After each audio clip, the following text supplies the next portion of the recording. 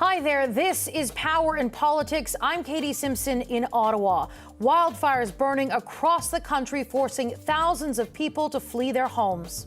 The situation we face today is completely different than any situation that we've faced in years. In Newfoundland and Labrador, 4 wildfires are burning out of control. We'll talk to the province's safety minister just ahead. And the mayor of Miramichi, New Brunswick, joins me to talk about the situation in his province. Plus, that guy drives me crazy down south. Tariffs do not work. You're doing nothing but hurting the American people. Ontario Premier Doug Ford says he's headed to Ottawa to talk tariffs with the Prime Minister. The Power Panel joins me to discuss possible next moves in the trade war. And we are removing violent offenders, we are arresting criminals, and we are removing drugs and firearms off of the streets of the city. National Guard troops deploying to Washington, D.C. Donald Trump declaring an emergency order over violent crime, taking control of local police. We'll explore the U.S. president's reasoning and the strong opposition to the power grab. Power in Politics starts right now.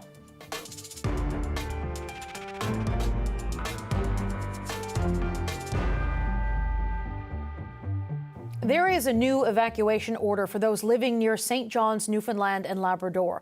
The provincial government says people living in parts of Paradise must leave immediately.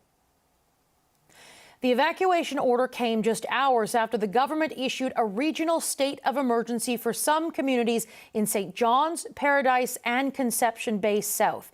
People living there have been told to prepare to be away from home for at least 3 days. The wildfire started yesterday and quickly spread. Right now, there are 4 of the 8 fires burning in Newfoundland and Labrador are out of control. John Haggie is the Newfoundland and Labrador Minister of Justice and Public Safety. Thank you very much for speaking with us. I want to start with, in this moment, what is your biggest, most pressing concern? Our concern is for the safety of our citizens, be they in St. John's or be they in Conception Bay or Labrador. This series of wildfires has challenged our resources. We have been complemented, thank you, by efforts from Premier Ford, Legault and Holt with extra resources. And we have also contracted our own from places like Manitoba and even Utah to try and help deal with this. So we are, we think at the moment, in a situation where we have something of a handle on it, but it changes literally by the minute. Are you anticipating that you're going to have to issue more evacuation orders?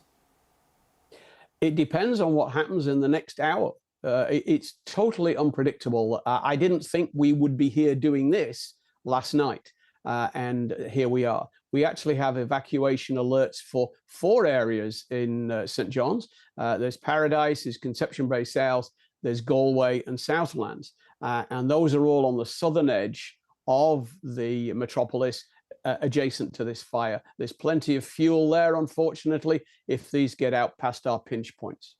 Can you describe what the firefighting efforts on the ground are looking like right now, and what kind of additional support might you need? We have been able to muster, I think, nearly 8 water bombers. We were promised another 2, but unfortunately, they have gone mechanical. We have 6 helicopters and 3 air tractors from New Brunswick. We have bird dogs.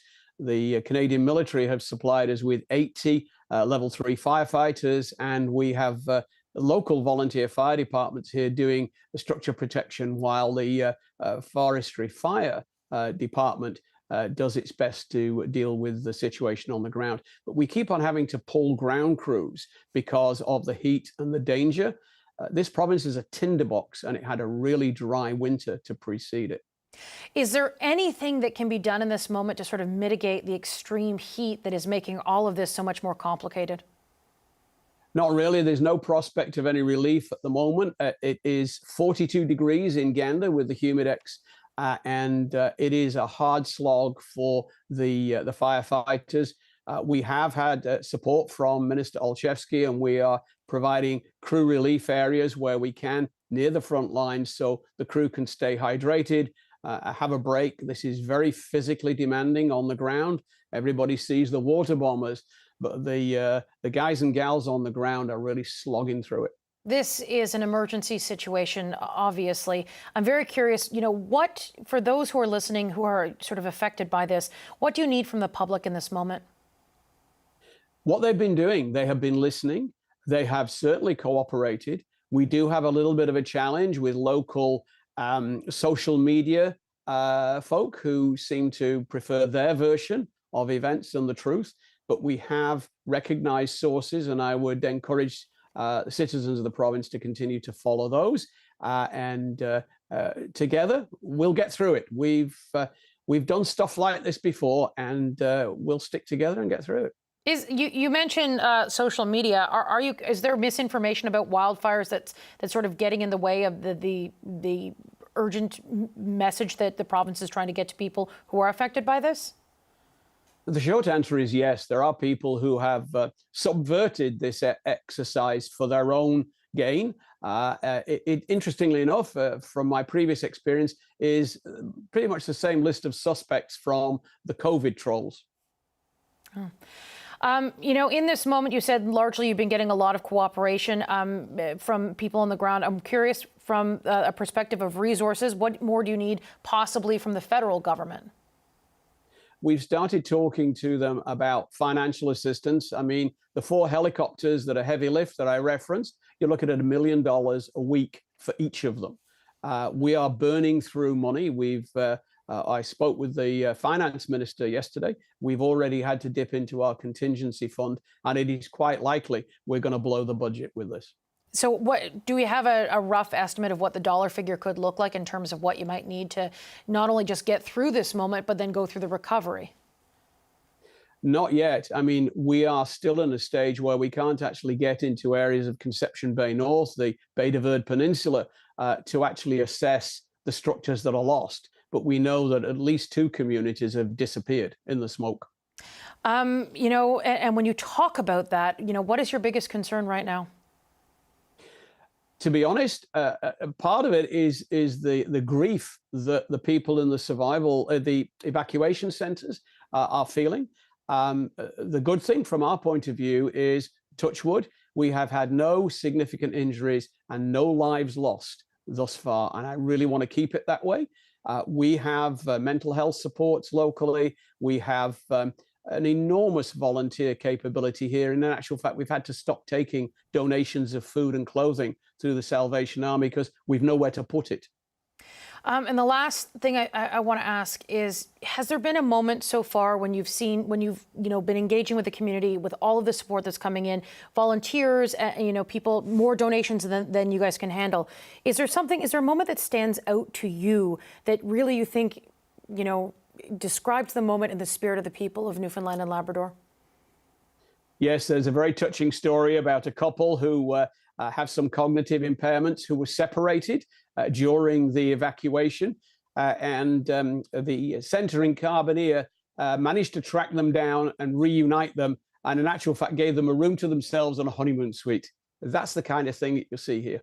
Okay. All right. Thank you very much. I wasn't sure where that story was going to go. Thank you so much. Well, I was being very careful. Okay. The Minister of Justice and Public Safety for Newfoundland and Labrador, John Haggie, thank you for your time. Thank you for your interest, Katie. Good night. There are also 2 wildfires burning out of control in New Brunswick. One fire is not far from the city of Moncton. The other is north of Miramichi. It is now estimated at 1,120 hectares and has nearly tripled in size over the last 24 hours. Adam Lorden is the mayor of Miramichi. Thank you very much for speaking with us. I want to start by asking you, what is the situation on the ground right now? What is it like in your community? Well, Katie, in our community, the fire is about 15 kilometers away. So it's not within our city, but it's certainly very close to it. Over the last 24 hours, the fire has grown fairly substantively in size to 1,100 hectares and is still classified as out of control. That said, there's relatively good news insofar as that continued spread, they have been able to contain it. So it's strategically being directed to grow in a northeast direction, which allows them to make sure that it's not heading towards, at this time anyway, any homes or infrastructure. So there's no risk to imminently to any need for a short-term evacuations or destruction of property. Unfortunately, as you know, the weather forecast is not looking favorable for at least another day or two. And so we're all kind of hoping and just doing our best to support the efforts on the ground, the provincial firefighters who are here, and hoping that something will give and they'll be able to get in front of it here in the days ahead. I was going to say, what is your biggest concern in this moment? Well, our concern, it's not a short-term need to evacuate. It's not a short-term destruction of property or it coming to the community. But we know that those things, it can change quickly. So the biggest concern is making sure that people are paying attention, which I can tell you in our community, they very much are. And also that they're following the provincial restrictions that have been put in place to, stay out of the woods and not to be lighting recreational fires or any of the other restrictions that have been put in place. The last thing our province needs is any more fires being started. That would pull resources away from the one here close to our community in the Oldfield area, the one in Irishtown close to Moncton. We want to, as citizens in our city and across our province, do our part by following these restrictions so that we can empower the men and women on the ground doing everything they can to deal with these fires, to have all of the resources at their disposal that they possibly can. I know you are the mayor of Miramichi, but I'm wondering if you take a step back and just think about what it's like to be a New Brunswick resident in this moment, watching what's unfolding. What's that like? Well, it's certainly an uncomfortable place to be. And, I am a New Brunswicker, citizens of Miramichi are as well. So we know while it's not in our community, it is quite literally in our backyard. And this is happening across our province and across our country. So it's an uneasy feeling, and we can see and feel the smoke in the air. The other thing that we're dealing with is absolute extreme heat. We were, I'm told, literally the hottest place in the country yesterday at almost 37 degrees before a humidex.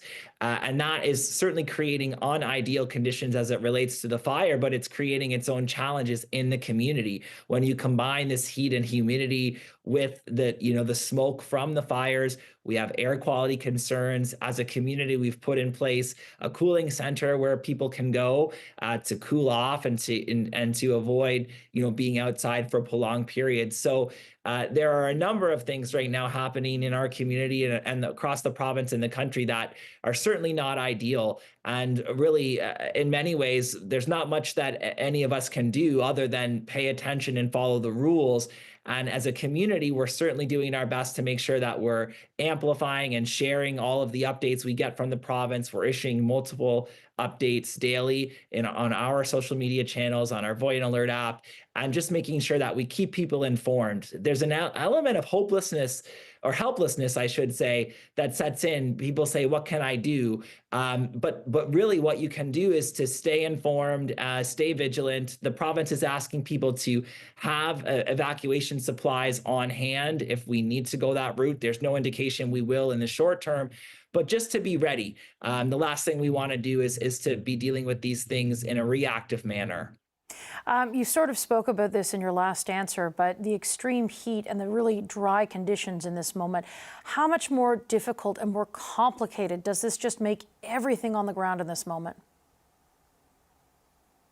Well, we understand that it certainly does complicate it. And I can't imagine. I mean, again, there are risks involved with this sweltering heat for all of the citizens. And so imagine if you're fighting this giant fire in those kind of conditions. It's in some ways unimaginable. And we cannot do enough to thank and command and be behind all of these firefighters who are out there, the men and women on the ground and in the air doing their absolute best in these incredibly challenging conditions. You know, we're told that there are over 60 firefighters here helping to deal with the fire, that they've come from around the province, and other provinces in Maine have also been lending a hand, and that's certainly appreciated. I know the folks in our community and in the surrounding areas are doing what we can to help too. I'm told the local Rotary Club dropped off supplies, so we're offering up one of our local arenas as a center for the EMO management, and where some of the firefighters are staying overnight. So dropped off materials and food and snacks for those that are in the community. So Miramichiers, we always want to help in a situation like this, and you know, we're doing everything we can to support them in these extremely challenging circumstances. Mayor Lordan, thank you for your time today. Thank you. Prime Minister Mark Carney was elected in part on a promise to double home construction. And today there's renewed pressure on Carney to deliver. That story coming up next.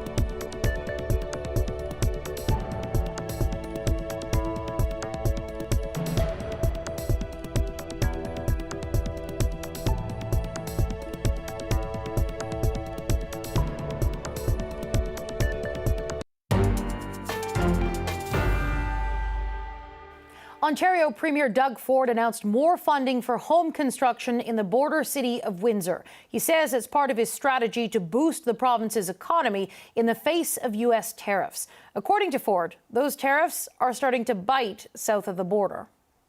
When you tariff Canadians, you're hurting Americans, and proof is in the pudding now. The auto sector, you heard, is $6.5 billion they've lost. And that's just the beginning. It's just going to continue. And the mayor mentioned it. I've always said you can't unscramble an egg. You got to make the omelet larger. I'm getting a little passionate today about this because that guy drives me crazy down south, I'll tell you, and 41 million other Canadians. So what more do we know about the effort to get rid of those tariffs? Drew Dilkins is the mayor of Windsor. Thank you very much for joining us today, Mayor Dilkins. You had an announcement related to your city and housing development, and we'll get to that in just a moment. But I'd like to start by asking, you had some time with Ontario Premier Doug Ford. I'm curious, did he give you any new insight into what's going on with Canada-U.S. trade talks? I know that the Premier said he's meeting with Prime Minister Carney next week in Ottawa, and so that would be a great starting point to continue the conversation. We know things are thorny right now, and we're watching, of course, very acutely what's happening across the river and what President Trump continues to try and do to poke Canada. How confident are you feeling in this moment about the state of those negotiations? Well, if anyone comes on your show and says that they're confident in negotiating with Donald Trump and where they're at, I think they probably wouldn't be telling the truth. And so the reality is there is still a lot of uncertainty. But, you know, I think regardless of what political persuasion you tend to bend towards, there is no light of day between anyone in Canada and our Prime Minister. We want to make sure that he succeeds, because if he succeeds, Canada succeeds. And so we want to make sure that we get a comprehensive agreement that resolves the vast majority of outstanding trade disputes that exist between the United States and Canada. And of course, in my neck of the woods, I'm really concerned about auto parts and the men and women who make great cars here down in Windsor. You mentioned that you are a border city mayor, you're an auto city mayor. I'm curious to see how things are going in terms of the impact that Donald Trump's tariffs have had on your community. We're months into this ongoing trade war. How are things standing right now? Well, I was pleasantly surprised to see our unemployment rate come down 1%. So we're now 10.2. We're the second highest in Canada. But that doesn't really tell the story, Katie. And you will know, and certainly viewers will know, the excitement that was happening here about 7 or 8 or 10 months ago when we had the biggest EV battery factory being built in Canada. All supply chain was building up around Windsor Airport to help support that operation. And then, of course, when Donald Trump came in, everyone got cold feet and said, let's figure out where this president is going. But despite the uncertainty that Donald Trump has created, just last week, we had a multi-billion-dollar global company announce phase 2 of an auto parts supply project that they're building here in the city of Windsor. It's a $300 million project that is going to employ about 1,100 people in the city of Windsor directly related to auto parts. And again, this is a billion-dollar company with 77 factories around the world. And when I said to them on April the 3rd, when they made the first announcement for phase 1, I said, are you going to continue? Because it was the day after Liberation Day in the United States. And they said, oh, yeah, we don't see a world where this isn't resolved by the time we're ready to open the doors. We don't see that world because it must be resolved. On that same sort of point, when the counter argument would be in this moment is that Canada's having a difficult time attracting investment because of the uncertainty, because they don't necessarily know the rules of the road, because Donald Trump keeps changing them. Is that not something that is really sort of putting a damper or a cloud over any sort of investment and development in your community? Well, not entirely. And I think what you need to know is that there are a lot of businesses who are looking at the uncertainty and they're looking at the opportunity that is available to them to actually open an operation in Canada, because they're looking at connections with CETA and the free trade agreement that we have with Europe. And they're looking at what happens long term. And they're taking a more nuanced or sophisticated view of how this ultimate negotiation ends up. And we have said for a long, long time that sort of unwinding the integration of the auto industry and the parts sector would be like unscrambling an egg. And I think that is true. And when you look, even what happened yesterday, Governor Whitmer from the state of Michigan going to the White House. She's a Democrat. Michigan is a swing state, but she goes to the White House and she presses her case with President Trump to say, guess what? If you continue down the path that you're on, you are going to cause widespread devastation to workers in Michigan, Indiana, Ohio, Kentucky, and some of the U.S. southern states as well. How far do you want to take this? Because it's going to be very difficult for you to achieve the stated goal that you have of repatriating all of those businesses under your current course of action. And we know that the president has sort of two fallacies that he's built his argument on. The first is that there are hundreds of billions of dollars of available capital just waiting to be deployed, close the factories everywhere else, abandon the asset, and build in the United States. That's fallacy number one. That doesn't exist. But fallacy number two, the more important one, is the U.S. has 4.2% unemployment today. They simply don't have the workers to be able to make these businesses successful. And the one thing that I have learned over the past several years of being mayor of this community is that there is a global war. That war is the war on talent. And the businesses need the employees to make their operations successful. The president simply doesn't have the people in the U.S. to accomplish that goal. On another sort of subject here, somewhat related, you had a big announcement today specifically for Windsor about Ontario's Building Faster Fund. Tell me a little bit about what the announcement today means for your community. Well, it's great. I mean, we have pressed on all fronts to play our part to see more housing built in the city of Windsor. We recognize we're one city of many, but no matter where you live in our country, we know that there is an affordability crisis. We know that there is a housing crunch in front of us. We're no different here down in Windsor. And so we've applied a lot of resources to get applications and permitting through the process much faster. And what you saw today was the city of Windsor being awarded $5.2 million under the Building Faster Fund, which was recognition that we exceeded the target set for us by the province by 213%. And so we built a lot of new units last year. We saw that being built, and we played our part, which is moving applications through the process. And so we're delighted to receive, anytime the Premier wants to come down and give us a $5.2 million check, we are delighted to receive that. Last question to you really quickly. There has been some criticism that perhaps that the Liberal government hasn't, it's only been just over 100 days, but perhaps the Liberal government the new Liberal government could be taking more initiatives when it comes to housing development and the housing file. Do you have any concerns from your position as a mayor? Well, I can tell you that the Prime Minister made a couple of comments in the election period. One was that he was going to cut development charges in half and make cities whole. The other was that he was going to provide low interest loans for multi-res development. And you have a lot of folks in the development community who are sitting on the sidelines waiting for answers on how that's going to happen, because the implementation of those two things is material for their bottom line. And they're waiting for the pro formas to make sense to take them to a bank. And so we need some answers on that sooner rather than later. Otherwise, we're going to miss a significant part of the construction season this year. How quickly would you like to see that happen? Yesterday. Fair enough. Yesterday. Fair enough. We need those answers soon. And I know Minister Robertson sat on the Big City Mayor's Caucus with him. He's a great individual, and I'm sure he's working very hard to get there. But sooner rather than later, we need to see some response here to get the developers off the sideline and the shovels in the ground. All right, Mayor Drew Dilkens, thank you. Thanks, Katie.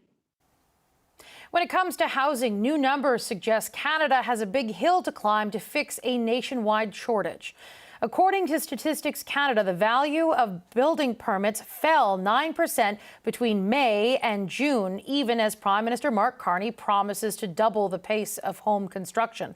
CBC's Kate McKenna is here to tell us where that plan stands. So, Kate, what exactly did we learn with this information, and why does the market appear to be slowing down? So it is a significant drop in building permits, particularly when it comes to residential builds. We're looking at about a 15% drop in plans to build residential. And that, of course, is the one that we're watching the most closely. And it kind of follows what's beginning to look like a trend in a slowing housing market, particularly in places like Ontario and BC, and particularly as they affect condos.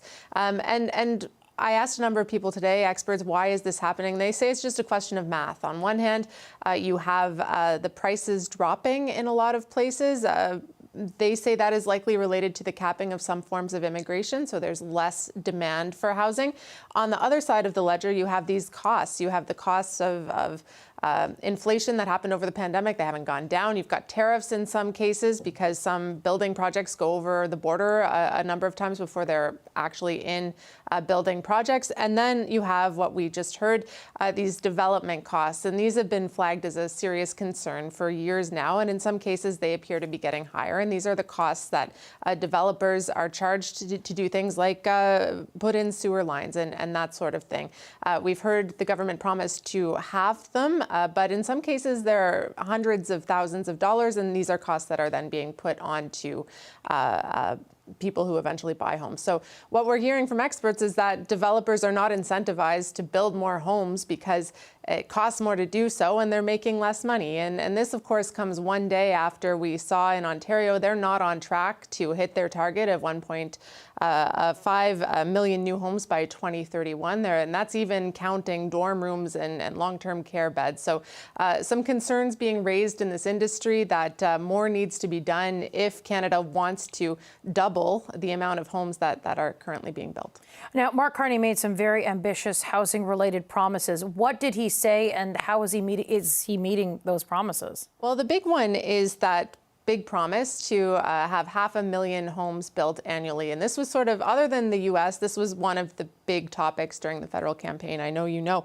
There was a little bit of movement on this file yesterday. Ottawa launched consultations on the design for Build Canada Homes, which is a new Crown corporation that they plan to create, which will kind of act as a developer. But there has been some skepticism, particularly from Conservatives, about whether or not they're moving quickly enough on this. You know, the government is only a few months old, but still not a lot of public-facing work that's been announced on this file. The government has been quite seized with the U.S.-Canada file and less happening, at least in the public space, on housing.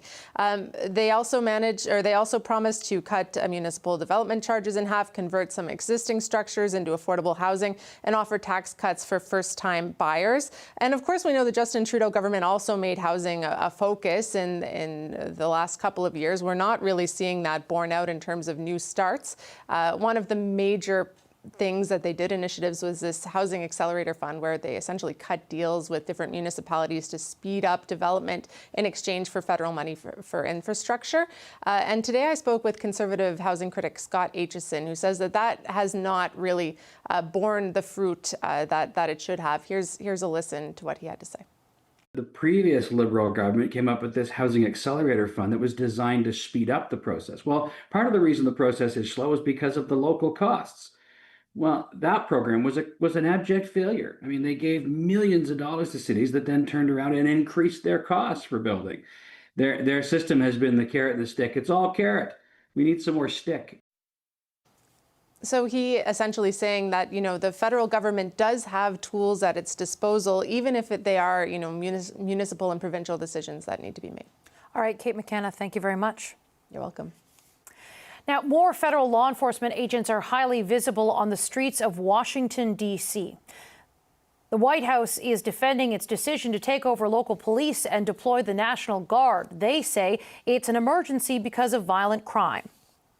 I think it's despicable that Democrats cannot agree that we need more law and order in a city that has been ravaged by violence, crime, murders, property theft. This should be a winning issue for all Americans. But statistics from local police suggest crime has actually been steadily decreasing in D.C. And there are broader questions about why the president is doing this now.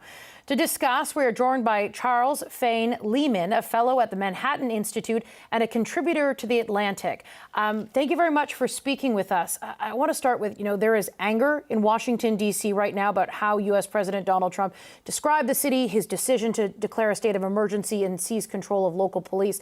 And we're going to get to that aspect of this in just a moment. But I want to start with the reason why Trump claims he's doing this, citing violent crime. It's actually a more nuanced conversation because, as you have written, there are real concerns when it comes to crime in the U.S. Capitol. Yeah, absolutely. And thank you for having me on. You know, I think two things are true. One is that critics of the president are not wrong when they say that crime is, particularly violent crime, particularly homicide, is by all available measures declining. Like many cities in the U.S., there was a large increase in homicide and violence in D.C. in 2020 that abated in late 2023, and we've seen steady declines since then.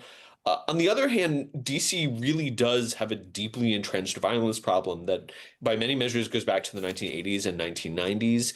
Even now, after the decline, the DC homicide rate is something like 6 to 7 times higher than what it is in New York City. It's more dangerous than Atlanta, Chicago, Philadelphia. And again, that's a longstanding problem that disproportionately affects, I think, the worst off DC residents.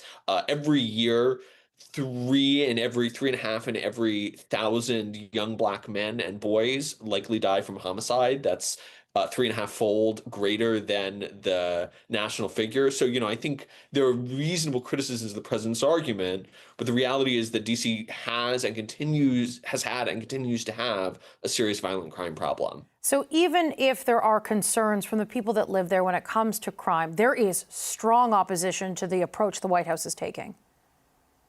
Yeah, I think that's right. It's certainly the case that the city doesn't like having power wrested away from it by the president. And there are two arguments you can make about what happened. One is that, the president sees DC as an opportunity to demonstrate his theory of the case, in some senses to use the city as almost a punching bag and say, look, Democrats don't run the city well, Republicans will run cities well. It's a political opportunity. But then the other argument is the city really has gotten worse under continuous rule by one party. And so if I were to make the argument the other direction, I would say the city's leaders are unhappy. They don't like the intrusion of the federal government. They haven't done a great job in recent years. Maybe there is a case for the federal government getting involved. So you can see both sides of the story. Can you speak to how significant a move this is? It is unusual for something like this to happen, even though there are concerns about crime. There isn't necessarily something that precipitated this as an urgent, in this moment emergency, other than it appears to be a former staffer for the Doge team allegedly getting carjacked on a busy sort of area in a popular sort of, stretch of restaurants on 14th Street. I live in DC. Sorry, even though I'm here in Ottawa. Yeah. I think that's right. I think that's the instigating incident. There certainly has been a lot of discussion of crime in DC in recent years. It's not a new debate, and I think there's a trend to move in that direction. The administration signaled for a while that they're interested in this. This is an unprecedented set of actions. Deploying the National Guard, federalizing the DC police is a thing that the president can do under the city's home rule charter as issued by Congress. It seems likely that it's legal. They've never used that authority before. And I think it's useful context for Canadian viewers. DC has exercised its own form of government since the 1970s. Prior to that, it was governed in one way or another slightly more directly by Congress. But that arrangement has obtained for a very long time. Congress has, in some regards, chipped away on this front. For example, they recently overturned a crime bill passed by the city council, which they have the power to do, that suggests a heavier hand for the federal government than has been normal in recent years. But this really is an escalation, a much more bold or aggressive, depending on how you want to frame it, step by the administration to do things that really have not been done before. Prior to, since home rule is implemented, essentially. What do you make of critics who come forward to say, this is nothing more than an authoritarian power grab? I would. I'm resistant to the framing insofar as the federal government has unique discretion over DC. Again, it is the case that DC is subject to home rule, that they get to make their own laws, but that is sort of an arrangement granted by Congress. It's not the same thing as what is true in the states. To me, the concern is less that the federal government is going to exercise some authoritarian power. There's a time limit on how long they can control the police. The National Guard can only do so much. It's much more that they may not do anything in this period. My real concern is they will spend 30 days on a show of force that doesn't really target the core problems that DC is dealing with, that do require a police response, that do require concerted action. I think that they may choose to look tough when really what they need to do is engage in thoughtful, strategic policing that the city has tried to do before, it failed at doing, but has tried to do before. My concern is much more that they will do nothing, then that there's sort of some greater power grab at play here. From a Canadian perspective, something that I've heard quite a bit from people here, ever since this sort of developed for the last 24 hours or so, or we started hearing about it earlier than that, how does the White House, or is the White House doing anything to sort of justify this decision to declare an emergency, take control of local police, bring in the National Guard, when at the same time, when you take a look at Trump's first administration, Trump supporters stormed the U.S. Capitol, and later in this administration, Trump has pardoned the violent criminals who stormed the Capitol. Is the White House going to any sort of lengths to sort of, square that comparison? Yeah, I mean, I think the short answer is no. And there was a lot of criticism of the White House for those actions in the sort of immediate days. I think their approach was, we want to deal with January 6th and move on, but that clearly has not worked as a strategy for them. It's not worked as a political strategy for them. And I think has left a lot of people quite justifiably, including a lot of police officers who care a great deal about, being tough on crime. Many of whom voted for President Trump. Has left them quite unhappy with how the administration dealt with these issues. I don't think that there's a lot of discussion of that coming from the administration. That's certainly an argument leveled by critics, that there's inconsistency between how the president dealt with supporters who rioted in the Capitol and how the president wants to deal with violent crime around the Capitol. All right, Charles Fane Lehman, thank you for your time. Charles Fane Lehman is a fellow at the Manhattan Institute.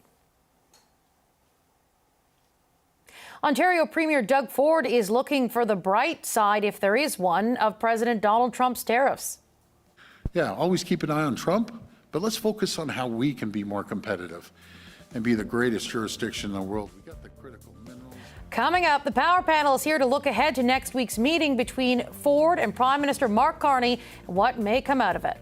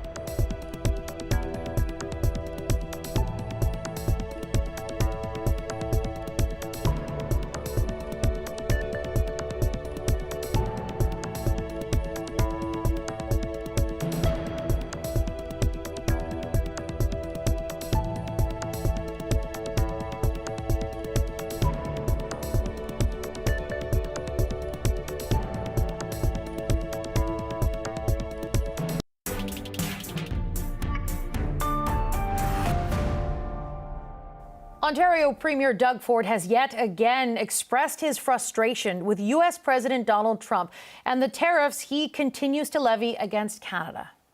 My message to the Americans, this does not work. Tariffs do not work. I've been pounding the president and Howard Lutnick, Secretary Lutnick. You're doing nothing but hurting the American people. When you tariff Canadians, you're hurting Americans, and proof is in the pudding now. The auto sector, you heard, is $6.5 billion they've lost. And that's just the beginning. Sorry, I'm getting a little passionate today about this, because that guy drives me crazy down south, I'll tell you, and 41 million other Canadians. This comes as Canada and the U.S. have blown past several trade deadlines. Ford plans to sit down with Prime Minister Mark Carney for a one-on-one meeting next Monday. Could this have any sort of impact on the direction Canada takes in the trade talks? Let's ask the Power Panel. Emily Nicolas is a columnist for Le Devoir. Michelle Cadario was the Deputy Chief of Staff to former Prime Minister Paul Martin. And here with me in the studio is Kate Harrison, a Conservative political analyst. Michelle, I'm going to start with you. Doug Ford is headed to Ottawa. He's going to be meeting with Mark Carney. We know that they have a difference of opinion in terms of what they think the next best step is. What are you sort of expecting to come out of this meeting? Well, I expect that the working relationship that the Premier and the Prime Minister have built over the last number of months will continue on. I think that the Premier is vocalizing some of that frustration that Canadians feel, that quite frankly, undoubtedly, Mark Carney feels as well. I don't think anybody's happy, certainly with this situation. But I also think that the Premier realizes that no one wants to come to a solution more than the Prime Minister, and that it's just not within our control about the timing. It is not a normal negotiation. It's not a normal kind of, administration officials to our officials. This is very much in the hands of one person. And I think that they're going to undoubtedly be constructive about not just kind of focusing completely on Trump, but focusing on what they need to do together, and what each government needs to do to help the families and the businesses that are really struggling right now and so deeply impacted by these tariffs. Now, Kate, Doug Ford is a progressive Conservative from Ontario. Mark Carney, obviously a Liberal. Even though that they are from different branches of the political spectrum, that they have worked they've worked together on this issue. We haven't seen necessarily Doug Ford sort of working closely with Pierre Poilievre necessarily on this issue. At least we saw that during the election campaign back in the day. I'm just wondering what you think about Prime Minister Mark Carney. Does he need to do more reaching across the aisle, perhaps, to Pierre Poilievre, especially with the by-election, really close ahead? Yeah, that's an interesting question. I think that there are some things that the federal Conservatives have proposed in the Canada Sovereignty Act that they're looking at tabling this fall, that the Liberal government may notionally agree with. And I would hope in the same way that the federal Conservatives approached some of the conversations around nation-building infrastructure and support for C5, that the federal Liberals would look to some of the ideas that are coming forward from the federal Conservatives for implementation, because that seems to be in the spirit of collaboration right now. I do wonder if some assessment is needed on the part of the good cop, bad cop routine that I think is in place right now between the Prime Minister and the Ontario Premier.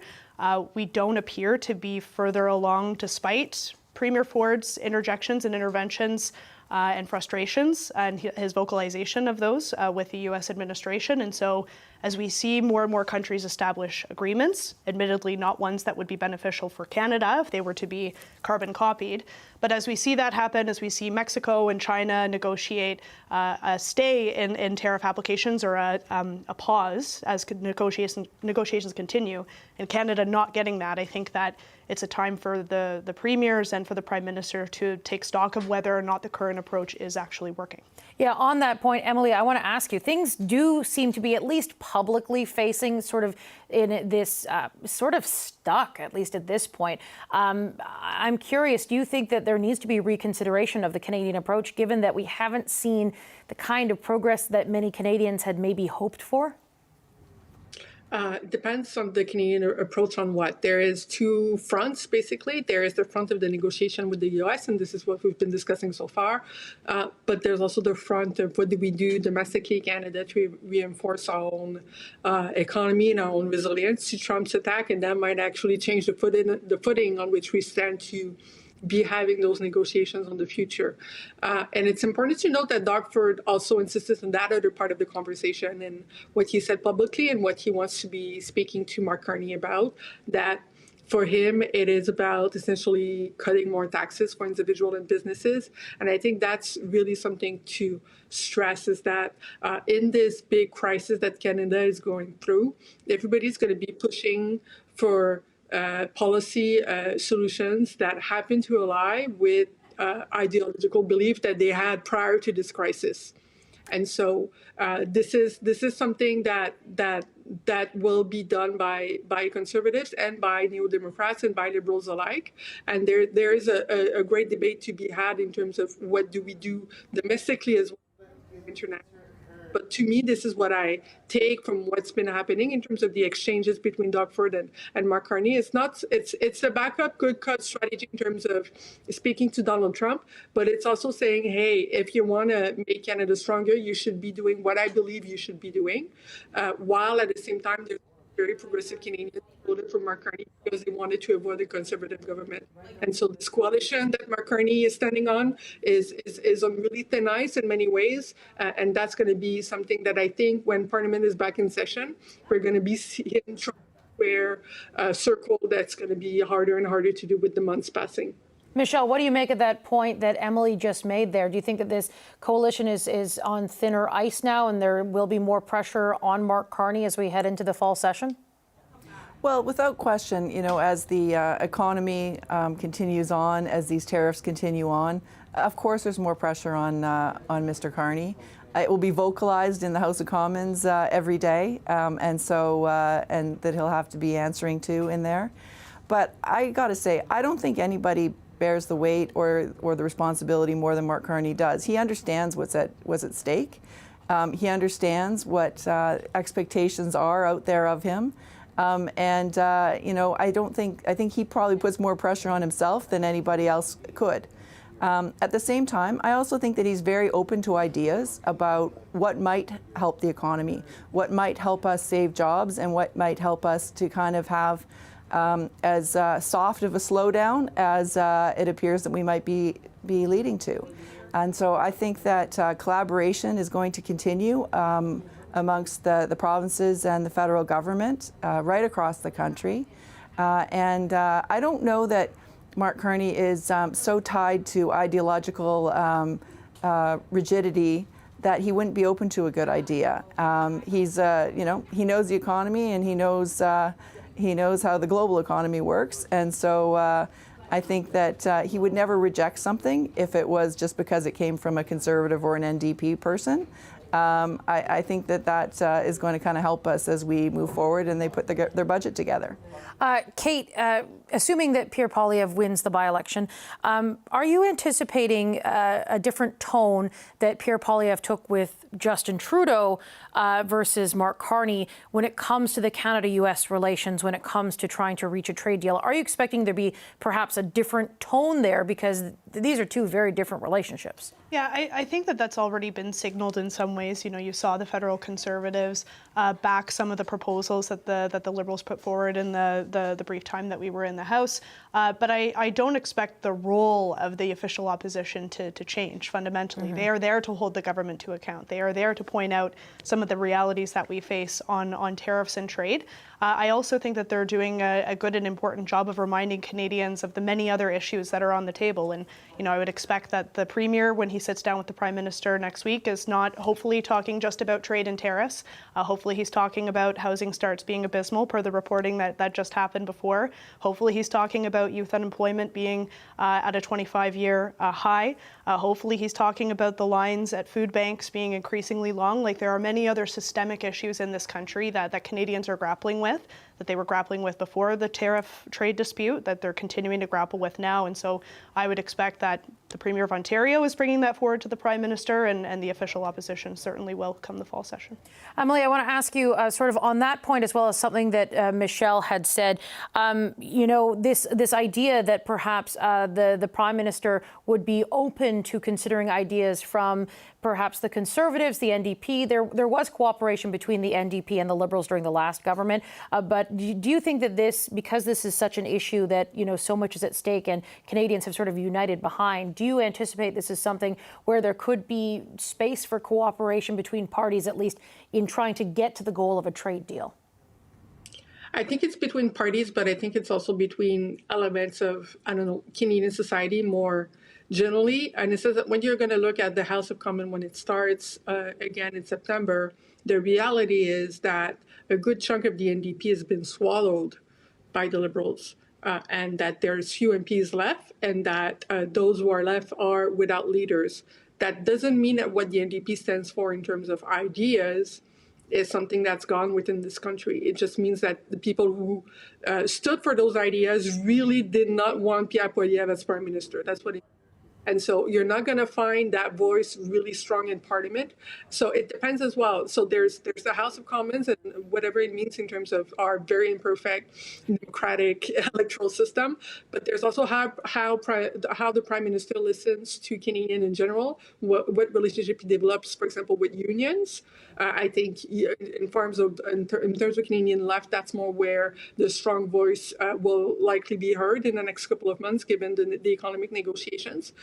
And other elements of other economic actors. But if we only focus on the House of Commons, then the Conservative movement and the Bloc Québécois will look perhaps loom larger than they do in actual Canadian population. So there might be a discrepancy between the polls and what you see in terms of the House of Commons, which is what we have in the first past the poll system always, but we need to be perhaps maybe a little bit extra careful with this one. Michelle, we have less than a minute left. I want to get to you to react to a point that Kate had made about how much patience Canadians might continue to have. Trade and dealing with Donald Trump is the key issue that everyone is talking about right now. Most of the government is focused on in this moment. But what is the risk here? What is the danger of some of those other key issues that Mark Carney campaigned on if we don't start to see some change or progress there?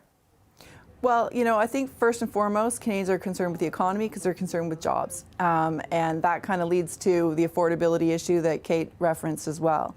She also said, as I agree with, it's not like any country is running away with a whopping great deal that we would want to replicate in any way. In fact, every deal that has been kind of signed would be worse off than we are today with the certain level of tariffs that we have right now on the non-CUSMA goods. So, I think that we have to put everything into context. And I go back to Mark Carney said, no deal is better than a bad deal for Canada. All right. Michelle, I hate to jump in. We are out of time, taking it right to the buzzer. Thank you so much, everyone, for joining us. This has been Power and Politics. Thanks for watching. We have plenty more ahead on CBC News Network. Stay there.